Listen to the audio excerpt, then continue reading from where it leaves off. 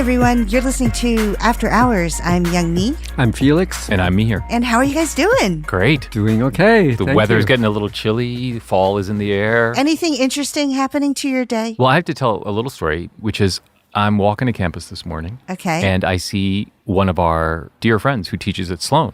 And first thing out of her mouth, to ask me about the podcast. And it's really nice. And she said she had this wonderful thing happen yesterday. She said, I finished teaching, and then one of my students came up to me and said, I was so happy because this case that we just did was written by the host of my favorite podcast. And of course, in my mind, I was like, which one of my brilliant cases is this student referencing? I was like, and then of course, the student said, yeah, it's by this Young Mi Moon. She's my favorite on the podcast. And I have to just say, Felix, I said, it's the story of my life. We're all just in the shadow of Young Mi Moon. Hardly. And the great cases she writes. Everyone turns out to be a class. It's the Midas touch. The Midas touch. Okay. We're all just living in the shadow of Young Mi Moon. That's what I'm Changing the saying. subject. And look, she's blushing. I know. Just really amazing. Oh my. Okay. We need to get to tonight's episode, guys. I don't know. I think we should do some more of this, Felix. Yeah, actually, I felt we were in a good place. Yeah. Okay. Well, listen, we do have to get to tonight's episode. But before we do that, first of all, we need to thank everyone for all the emails you guys have been sending in. It's been just so fantastic. It is. The reason we do this podcast is, of course, to spend time with each other, but to get these kinds of wonderful missives from folks and to hear what's on your mind and then give us ideas for future episodes is just fantastic. Yes. So thank you to everyone. If you would like to send us an email, our email address is harvardafterhours@gmail.com. And maybe next episode, we'll start going through some of these emails and answering some of your questions. Yeah, that would be really nice. In addition, if you enjoy this podcast and you would like to support us, the best way to do that is to give us a rating or a review anywhere you listen to podcasts. We would really appreciate it. That would be great. But Mihir, you brought in a topic for us to talk about. Yeah. So there is really this remarkable confluence around the world of concern about housing and housing costs. And I just wanted to take a moment to think with you all about what is going wrong in housing markets around the world. Or maybe nothing's going wrong. But I'd love to just hear your thoughts about that. That's That a great sounds fantastic. topic. Yeah. And then there are a bunch of other random headlines I thought we would do quick takes on as well. How does that sound? Yeah, let's do it. Yeah. I think we should come up with a name for this random headlines topic because we like doing it, right? We do. Well, we have an amazing marketing person. Oh in my our midst, God. so Let's we go to should come up break. with some. Okay, Yeah, we'll be indeed. back in a second.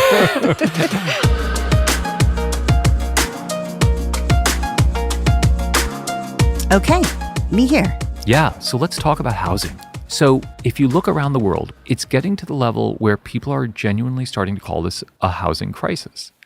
We're observing prices shooting up just in the last several years of 30-40% in different kinds of markets. More importantly, the way to think about housing is to think about it relative to income. We have markets where median prices are 50 times what salaries are. Just astounding, yeah. Which is just by any measure really remarkably high. That ratio alone over the last 20 years has been growing and growing. It's starting to dictate political actions. So campaigns in Canada, in Japan, in Germany are being actually dominated by questions of, should we have a tax on foreigners buying houses? Should we cap rents? So this is no longer on the periphery of politics. This is now becoming central to what is happening in politics and economics.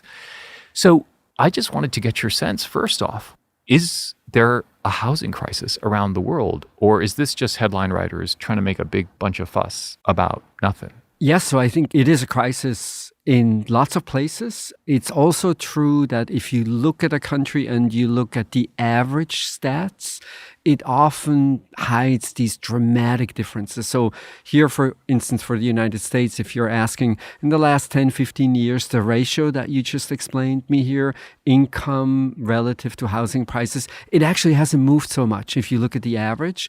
But then you look at San Francisco, you look at New York, you look at Seattle, and it's completely out of control. Even more worrisome, some of the trends. So for instance, if you look at housing starts, how many new homes are brought to the market every year? that number has been declining since the 1970s. And the most dramatic decline is in homes that often people refer to as starter homes, homes that are not so expensive. There, the supply of these starter homes is down 80% from the 1970s, and particularly pronounced in a few urban markets, the cities where everybody would like to live. The situation is nothing short of dramatic. Yeah. And we don't have, I think, a super clear policy prescription what to do. Yeah. Yeah. Young Mi, what do you make of all this? I agree with Felix completely. And it's the one thing that you can run into someone from Singapore or from Sweden and have a conversation and find that the themes are remarkably the same. Yeah. And the reason I would call it a crisis is because when people can't buy homes, you not only get inequality with respect to quality of life, because, you know, homes tend to be nicer than places you rent. They tend to be in nicer neighborhoods and so on. But it also exacerbates wealth inequality because for many people, their homes are their largest investment. Yeah. And so, as Felix said, it's just a very simple math problem. We have more demand than supply. And the way the math should work is the supply of new houses should track with population growth, particularly in the cities that Felix was referring to. But it doesn't even come close. Right. And the situation is getting worse as opposed to better. Yeah. And so, yeah, I think it's very aptly referred to as a crisis. And it's not just about buying homes, right? It's showing up in rents. Yeah. So renters are also struggling with rising rent levels. That makes this just a larger and larger share of monthly budgets. So the other puzzling part about this to me is, so there's all this demand for action, but it feels like many of the potential responses only exacerbate the problem. Yes. So as you put it, Young Mi, there's this imbalance between supply and demand. And what often ends up happening in these settings is we think about, well, we have to make it easier for people to buy. You know, one example would be, you know, in the United States, we have tax incentives for owning a home. Yeah. And for some people, that feels attractive. You know, yeah, people need help to buy homes. So obviously, we should be providing more help to buy homes. But Young Mi, to your point, if the problem is this chronic imbalance, then you're making it potentially worse. So I'm curious what you all think of as potential ways out of this. How would you kind of approach this problem? So I think, first of all, understanding the root cause of this thing, I think it would be a much easier problem to solve if we were dealing with a situation where everybody was losing. Actually, that's not the case. There are losers, but there are a lot of winners. And one of the big winners in this, if you are an existing homeowner, you're winning right now. And if you're a homeowner, it is a very natural instinct to therefore not welcome a bunch of new affordable housing that might impede the return on your own investment in that home. Right. And what this means is that there is a lot of political pressure in all of these cities to constrain supply. In fact, it's hard for me to think of another prominent consumer industry that places such a severe constraint on how much supply can be produced. And what this means is if you're a real estate developer and there are really tight limits on how much housing you can build, your incentive is, to the extent that you can build, is to build higher margin, higher priced homes. Of course. And the example I've used before is, imagine if car manufacturers were limited to building only, 20,000 cars a year. What would happen is that they would only build high margin, expensive cars. Yeah. Building anything low margin only works if you can make it up in volume. Yeah. And so the only way out of this mess, in my mind, is something that shakes loose this notion that if you are a homeowner, you can somehow, through the way our political processes work, prevent additional affordable housing to be built in your area. If we don't address that problem, and NIMBYism is not just an American phenomenon, it's alive and well around the world. And so that to me is the core of it. Yeah. We can put some numbers on it. I think that show just how extreme the effect is of all of these restrictions on land use. If you take a quarter acre, in a city like Boston, land use restrictions increase the price of that land by about $50,000. Yeah. If you look at San Francisco, that same land, the increase in prices as a result of land use restrictions is $400,000. So this is just the land. You don't have a house yet. You have nothing. You just have the land. The amazing thing about that is First off, it's really just about subdividing land, right? Yes, that's right. And that's all it is. So you think about all the other things, the zoning restrictions that would impede you from building, height restrictions or anything else, that's on top of all of that. Yeah.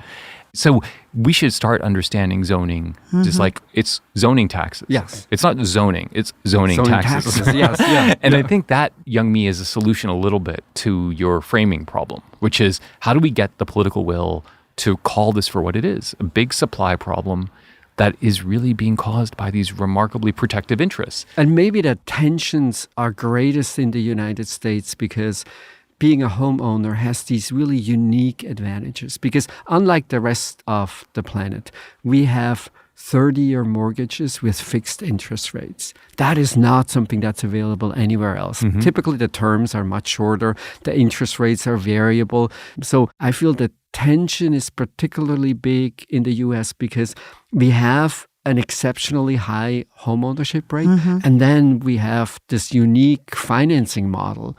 On the one hand, wonderful. It's created a lot of homeowners, but it's now also created a political problem that I feel is like super hard to solve. Yeah. I'm really glad you brought up the financing pieces of this. I knew I would do you a favor, of course. His eyes lit up. I'll give you back some supply chain thing sometime later, Felix.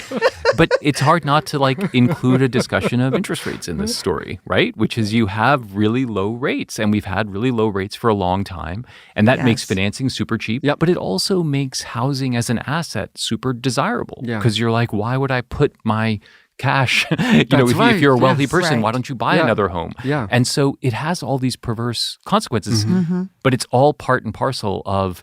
And this is the crazy thing, Young Mi, if you go to 50,000 feet, right? Which is, all in the name of stimulating the economy, we keep rates low.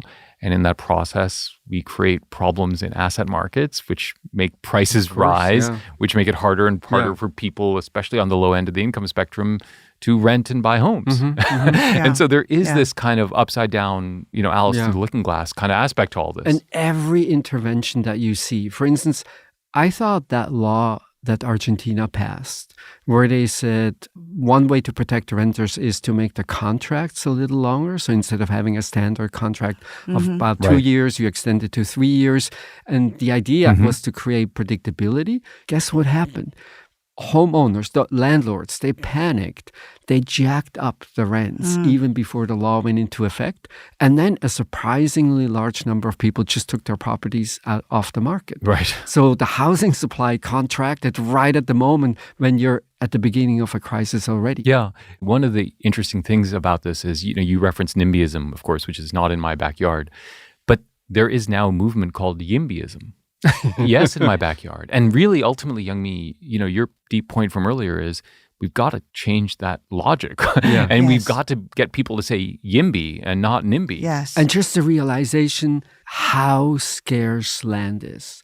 LA has, Young Mi, has 84 golf courses. Okay. So even I would admit that that's too much. If we do away with 4 of those golf courses, we could house 200,000 people. Yeah. Isn't that amazing? 4 golf courses less, 200,000 housing units. Yeah. And even though there's this housing crisis, we have not quite come to the realization every plot of land is really valuable. So you can look at all of these problems and say, well, it's 4 or 5 golf courses. That doesn't really make a big difference. And I think among politicians, there's sort of this search for what is the big solution out there that is going to solve everything. I think it's a million small things that we need to do better. Yeah. I agree with you, Felix, although I think all of the million little solutions that you talk about, they have to tackle the hard question, the NIMBY question. Are we going to let more people who occupy different levels of income coexist in a single neighborhood? And if we're not willing to have that conversation, what's amazing to me is when I look around the world and I look at the political discourse around this, I see all the kinds of ideas that do everything but force us to have that conversation. Yeah. So, for example, let's impose taxes on foreign buyers, or let's do rent control, or let's give people better subsidies for buying new homes. All of that stuff sort of nibbles around the edges, but doesn't actually get to the problem, which is we need to build more affordable homes. Supply. Exactly, which means we have to have a hard conversation about what spaces we need to now take over for housing. And we have to have a conversation about vertical construction. The density. Yes. Totally. Building things up in the Yeah. air. If we all want to be able to live in the places where there's a lot of opportunity. Yeah. It's interesting, right? You can go to some of the most progressive cities in the world, and they're progressive about everything except this. Except this. Everything Yeah, exactly about, right. you're going to Of build course, a big affordable housing unit that's 20 stories high down the road? No. That's the response. Yeah. This is where like the hypocrisy can be really rank. It reminds me of, we used to think of cities, like people like Jane Jacobs would think about cities as these places where you run into people that you don't otherwise run into. And it was about density. And it was really about mingling with people of all different types. And that was like a really powerful idea in urbanism like 100 years ago. And we've lost that idea. And you have to buy into that idea again. And somehow we've lost that. And this, of course, just represents everything else that's kind of going on in the world, young me, which is more stratification, more polarization, less mingling. And it all has to get ultimately solved with cities and interactions of people where they live. So look, there are no easy answers here. But we've kind of at least begun to explore what some of the issues are on the supply side and otherwise. And it's just such an important part of people's lives because it's not just the amount of money they spend, but it's also how they live. And I think it makes it really an issue that we all have to address, politicians and all of us. To your point, young me, start to take actions in your community that might actually alleviate this underlying problem. Yeah. That might be the best advice. Yeah. Because this is a point of discussion in every community around the world. Yeah. And so really think deeply about what side of that debate you want to be on. Yeah, exactly. Whether you're a homeowner or not. Start your own YIMBY chapter. There you go. Very good.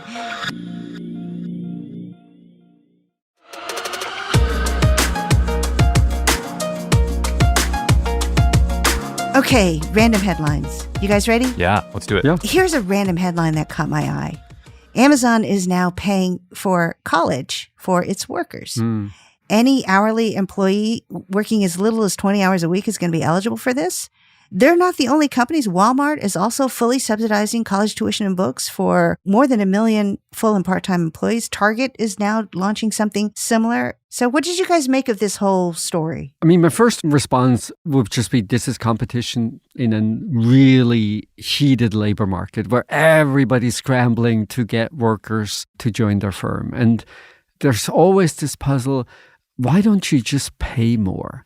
Why do you choose to give a particular service, a particular amenity? Right. Why not just dollars?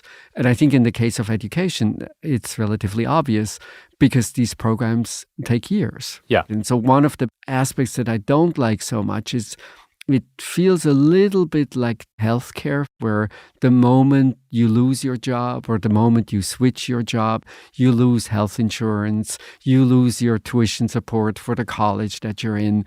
And I think I would love it better if they just paid more. And if people freely decided what they want to do with the money. Maybe it's college, maybe it's not college. Yeah. Felix, it's funny that you said that. When I read the news, my first thought was, how mobile carriers, they'll give you a free phone as a form of lock-in. And I thought, this is their version of the free phone, right? They're giving you college tuition to lock you in a context of a market where there's just incredible turnover. Yeah. I mean, I think it does potentially serve this role of like reducing turnover. And that is kind of in a way a cynical intention. The other cynical intention might be, for example, that this is something that you can take away later more easily than you can take away an increasing wage. Right? I hadn't even thought about that. Yeah, well, you have to be cynical to really go there. Realize. But I confess that I actually love this story. And I not love that just because I happen to be in the education business like you two. But I love the idea of employers emphasizing education and training and more skills in the workplace. And I like the idea of it binding employers to employees a little bit more. I like the idea that we want our employers to play a more significant role in reskilling and skilling our workers in new ways. I think that's kind of fantastic. So I get the cynical motivations that may be at play here, but there's something about this that makes me feel pretty darn great. Of all the things in the world to promote, I'm okay with employers promoting education. Yeah. Imagine you run HR at a place like Amazon or Walmart. This is exactly the kind of conversation that you feel like is just a complete win-win. Yeah. I mean, it is something that you can legitimately feel good about offering your workers. On the other hand, exactly to Felix's point, it is probably going to reduce turnover. Yeah. And then there's a part of me, I remember when Bezos stepped away from running the company last year, he announced that his next mission was for Amazon to be the best employer on earth. Right. And I think people really questioned whether he was sincere about that. And my opinion on that is I do think he is at the stage of his life where he is thinking deeply about his legacy. And he's thinking about how can we continue to be this profit engine, but at the same time do things for our workers that will be both perceived as being good for them and actually being good. It matches the Amazon spirit quite well, right? So it's sort of this idea that everything in your operations can be improved and you can find ways to make it better. The leap to the best jobs is maybe just by the nature of the work at Amazon. Yeah. Very where, good point. These are really tough jobs. Yeah. And so true. I don't really know what best jobs means in that context. Yeah. Yeah. It is hard to know about the sincerity of it. But what I do know, though, is they are already the most influential employer in the world.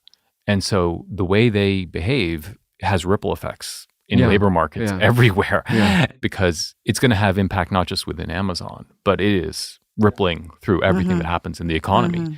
And so I hope he's sincere in what he says. Yeah. So Mihir, you brought in a different headline you wanted to talk about? In fact, Young Me, this relates to a headline that I saw that was kind of just startling, which is about the composition of college-age populations in the U.S., which has shifted really dramatically towards women and away from men. Yeah, I saw that. So we are much more like 60-40 in favor of women. Yeah. And so I'm curious what you make of this. Is this just perhaps some natural phenomenon that we should embrace? Or is there a little bit of a crisis brewing in this data? The really important word that you started out with is composition. So it's not as though men don't go to college not as often anymore as they used to. In fact, college participation of men plateaued after the Vietnam War, and there just isn't much change. And then historically, girls exceeded in elementary and in junior high and in high school, and then they didn't go to college. And that has changed. So you shouldn't imagine that all of a sudden there's like a generation of men where going to college is no longer what they do. That's not what the data show. There's just this additional gain that women make when it comes to college attendance that I think is by and large fabulous news. Huh, interesting. Young Me, what do you make of this? It's fascinating to see not just the gap, but how it has been widening over the years. I mean, we're not that many years away from the ratio being 2-to-1, twice as many women graduating from college as men. And that gap, by the way, cuts across race, geography, socioeconomic background. And so one of the underreported facts about college admissions is it's become easier to get admitted into colleges, particularly competitive ones, if you're a man as opposed to a woman. Yeah. But here's some other facts that continue to be true. Men still dominate the top positions in industry, whether it's finance, consulting, media, entertainment, politics, whatever. And there are still salary gaps as well. So in my mind, this is one of those trends to keep an eye on. Am I alarmed by it? No. I mean, we went for years where women were underrepresented among the college ranks. Now they're overrepresented. And so it will be interesting to see how this plays out over time. Yeah. But I am not alarmed by it. I'm intrigued by it. I think it could lead to some interesting dynamics over the next decade or two when it comes to industry. So I'm always happy to be the alarmist. So let me try it out for size. So, Young Me, you're raising the paradox of this, which is this really the moment to be talking about how men are not getting their fair share? Like it feels kind of counterintuitive and paradoxical in this moment to be emphasizing that. I think the problem that strikes me is when young men find themselves at sea at this particularly fragile time in their life, and if what is happening here is we have a class of men who are a little bit confused and at sea, which is what some of the evidence would suggest, that shows up in the data 5-10 years later in bad ways. And that, I think, is the alarmist take on this. What I find very interesting about this is you could have reported the stats as saying nothing much to say about men in college. And there's this amazing story about women. Now we finally see them enter college at much higher rates. And I find it interesting that we report the stats in a way that makes it zero-sum, right? So every time the fraction of women goes up, the fraction of men has to go down. So we can't tell a positive story. And then I was just amazed how something which is at first blush good news led to these quite alarmist responses across the, like everywhere I've seen the headlines, it was in a context of, oh my God, what is happening here? Like, what exactly are we worrying about? So by this logic, it's just the triumph of women. Is that right? That's right. So in equilibrium, if we're at a state where women are 2/3 of college graduates, that's good with you. I mean, we had for many long years, we had 2/3 of people in college were men. And that was kind of problematic. I think that if this is a symptom of something deep, then absolutely we should be paying attention to that, because you don't want half of the population to be losing itself in this way. That doesn't mean that the solution should necessarily manifest in 50% of colleges now being filled with men and women. And so it could be that the solution to that is a bunch of other things, structural and familial and community-wide, that we need to be doing to make sure everybody has an equal opportunity to thrive in all the ways we want our young people to thrive. The trend itself, on the face of it, I'm less concerned about, because I don't necessarily know that college is the solution for a lot of people who are lost. Sure. And then the second point I'll just make really quickly is I think it's a mistake to assume that this is any kind of equilibrium. I think that every generation is impacted by the generation that went before. You're looking at a generation of women who were raised by women who didn't have the opportunities that a lot of women do now. And so they have a set of aspirations. You're looking at a generation of young men who look ahead at the men that went before them, and they all had those opportunities. So maybe they take them for granted and are pursuing other things. I mean, these things move in cycles. And just to be clear, I think the root cause underneath the data is really what the interesting question is. And we don't know. And we can read it in a lot of different ways. The reason I'm glad we're having this conversation is because it's such a hard conversation to have. And we may wake up in 10 or 20 years with a legacy that is going to be more complicated. Or where women rule the world. Yeah, who knows? Where women are the majority in boardrooms, in C-suite. And that is a great place to end up. So I would sign up to that world. Yeah. So Felix, what did you bring in? I saw this headline that actually goes back to something that you talked about me here on the show before. Carbon capture. Do you remember that? Yeah. And you explained, it's this technology somewhere in the future. And now it's real. There is a first facility that is a direct air capture of carbon in Iceland, of all places. Yeah. And Felix, just to be clear, this is that plant that sucks carbon dioxide from the air. Yes. And then injects it underground, where it mixes with water and turns into rock and locks away the carbon. Yes. Yeah, it is. It's exactly that kind of technology. And so the company that's doing this is actually a Swiss company, and it's really interesting. And it's at a small scale. Yeah. If you look at the video of the place, it's tiny. Yeah. It's actually just these little 8 container boxes that are stacked. Yeah. And they're sucking air. They're taking out the carbon dioxide, just as you said, Young Mi. They're putting it together with water, and then they're burying it. And they're basically turning it into rock. Rock, yeah. The company I talked about is Carbon Engineering, and they are developing something that is way larger in the southwestern United States and in Scotland that will do this for almost 2,000 times the amount of carbon capture that this one is doing. Yeah. And so it is real. Yeah. And I think it's incredibly exciting. Are there any downsides at all? So it is currently very expensive, although that's not entirely surprising when you develop a new technology. There's only one downside to all of this, which is we don't want to go into a world where we think this is going to solve everything. Which is, I think one should feel really optimistic about this development, really appreciative of it and excited about it. Yeah. But don't think it's any reason to not really think hard about policies that will reduce emissions. So you have to both really appreciate the technology, but also then don't overread it as the solution to everything that is going on in the world. But this might be one prong of a very multi-pronged approach we need to take. Yeah. A little bit like in energy generation, where we have now many more ideas how to do this in a fairly decentralized manner. Right? Instead of building huge power plants, we have lots of local production. And maybe the carbon issue will be solved in a similar manner, that we have lots of local solutions depending on the environment, depending on the availability of technology. Super exciting. Great. Okay, you guys, I have another one. This one's a little bit lighter. And that is the Wall Street Journal recently had an article that I thought was super intriguing, and it was called The End of Physical Wallets. It really made me think of the extent to which we need a wallet anymore. So more and more people are using digital wallets to pay for things. In many places, you can load your transit card onto your phone.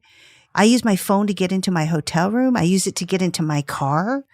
And so I guess my question for you is, how many years do you think it will be before we all completely jettison our wallets? We just walk out the house. The wallet is a thing of the past. I think we're very close. Yeah. I never have cash with me because my wallet is basically just a bunch of cards. But then I do run into, so you want to buy, I don't know, something small like chewing gum or something like this. Sometimes like the kiosk will not take credit cards. And I think that's one of the impediments, right? So this push by Apple and Google to have your driver's license on the phone. I think it's really brilliant, except it would mean every police person would have to have a reader so that they can actually read your driver's license and, verify on the spot. I noticed even just doing a little bit of travel, the ability of authorities to read the QR codes from corona vaccinations. Yeah. You go from one jurisdiction to the other, and apparently your reader cannot read it, and then it's like totally worthless. So if I have any doubt about us still having to carry cards, it's more on how many institutions, how many businesses will be able to read what we have on the phone. I would be perfectly delighted if physical wallets went away. I don't see any redeeming quality to them at all. I don't see there's any cause. And I think that's where we're going. I think it's fantastic. The big issue is, I think, driver's licenses and ways in which states are dealing with this is already being pretty progressive. Yeah. I mean, the only kind of downside to this, if I was to look for one, is nostalgia. No. I'm done with that. No, but it's to your point, Felix, like the taco truck that I go to sometimes only takes cash. Yes. And they're going to be the losers in this world. But you could throw a couple paper bills in your pocket, right? Oh, no, that's true. Here's why this is really important to me. I will go out to dinner with my husband, and he will come down, and he's looking good, except he's got this huge wallet in his pocket. And you often see men walking around with these, I don't want to stereotype, but with just huge wallets. It's like, what is in there? Although I'm not totally sure that the trends in phones are much better. The phones get bigger and bigger. It's so Maybe true. foldable phones. That is so true. Okay, thanks, guys.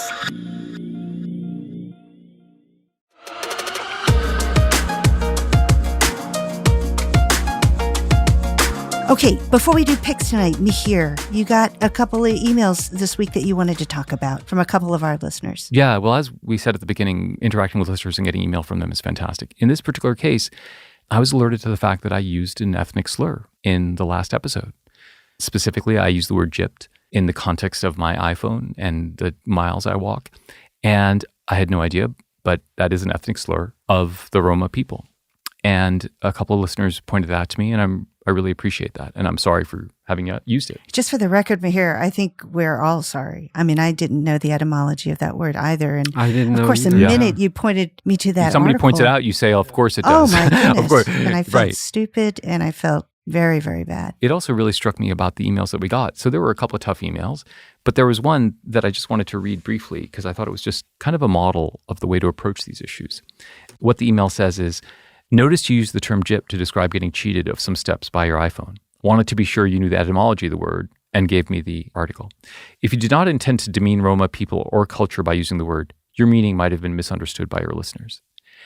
And I thought that was just a wonderfully kind and generous way to teach me a really important lesson, not just the narrow lesson of gypped is a really problematic word, but also the broader lesson of when people make mistakes of this kind, approaching them with that generosity of spirit is a really productive way to address these things. So That's learning great. all the time. Our listeners are amazing. Absolutely. So thank you for steering us to that article. It makes you feel good to be given this learning opportunity. That's a nice thing to do. Yeah. It's so humbling to do this, isn't it? Yeah, exactly. Just when you start to develop a little swagger, you realize, oh my gosh, I'm such an idiot. Okay, so let's do picks. Can I go first? Yeah, of course. Okay. What do you have? So I read this book by Kim Stanley Robinson, It is called Ministry for the Future. I don't know if you guys are familiar with him. Apparently, he is a really prominent science fiction writer, but he's also part of this subgenre of writers doing what's called cli-fi, climate fiction. And one of the hallmarks of his writing and this subgenre as a whole is he tries to hew to as much real science and real technology as possible, but just pushes it a little bit further into the future. So what you're reading is not entirely fantastical. So Ministry for the Future refers to an international organization whose mission it is to advocate for future citizens who are going to have to live with the effects of climate change. And the reason it's fascinating is because on the one hand, it involves questions of policy and international governance.